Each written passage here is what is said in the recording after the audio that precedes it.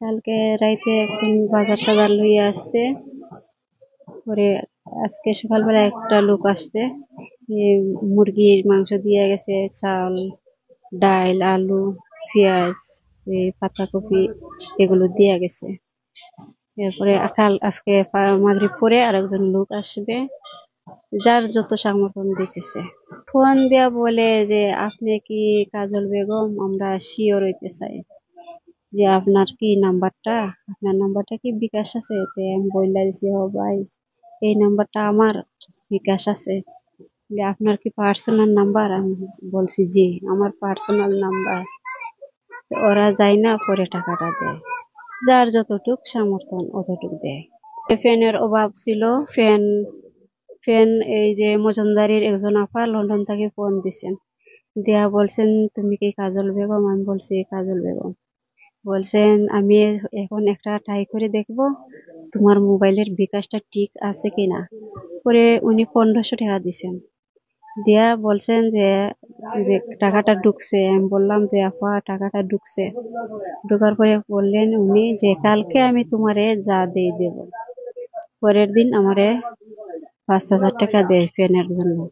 বলছে আপা আর কিছু আনবেন না, একটা ফ্যান আনবেন, আর ফ্যান এনে যে টাকাটা থাকে আপনি কিছু ভালো মন্দ খাইবেন। আমি বলছি যে ঠিক আছে আপু, আর যদি কোনো সমস্যা হয় তাহলে আমার নাম্বারটা রাখবেন, ফোন দিবেন। সাতক্ষীরাতে একটা ছেলে বলছে যে আপু আমার নাম্বারটা সেভ করে রাখবেন, যদি আসলে বিষয় হয় কিছু, কোনো সমস্যা পড়ে, তাহলে আমরা সাথে যোগাযোগ করবেন। আপনারে আমরা যতটুকু পারি সামর্থ্য অনুযায়ী হেল্প করব। ডাক্তার বলছে, আমি ডাক্তারের কাছে গেছিলাম ভর্তি হওয়ার জন্য, বলছে যে আমি ভর্তি হই নাই রমজানের জন্য, যে রোজাটা রাখতে পারবো না, রোজাটা রাখা আমার অনেক কষ্ট, এর জন্য আমি রোজাটা রাখতেছি। পরে স্যাররে বললাম যে স্যার রমজান পরে আমি ভর্তি হইব। ডাক্তার বলছে যে তোমার তো পেটের ফুলাটা কমে না, ওই লিভারের সাইডে দিয়ে পানি জমা গেছে, এটা তো ভর্তি হওয়ার পরে আমরা দেখবো, দেখা এটা খোলার ব্যবস্থা করব।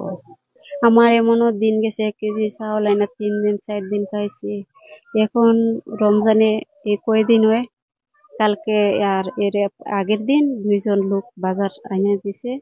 এখন আটতনে মোটামুটি আমি ভালো চলতেছি, ভালোই খাইতেছি। একটা ছেলে ইফতার আইনা দেয়, ছেলেটা খুব ভালো। ছেলেটা আসর আজান পরে সাথে সাথে ইফতারটা আইনা দেয়, অনেক ভালো ছেলেটা। ওষুধ পত্রর ব্যাপারে ও যে যত দেয় বলছে যে ওষুধ খাও, আর টাকাটা নিয়ে যে এক কাম করবা, যে কিছু ফল ফুড খাইবা, ক্যালসিয়াম খাইবা, ভালো মন্দ খাইবা, শরীর সুস্থ হইব। খাওয়ার সমস্যার কারণেও শরীর এভাবে হয়েছে। এখন দেশবাসীকে ধন্যবাদ বলবো, তারা যেন আমার পাশে দাঁড়াইছে।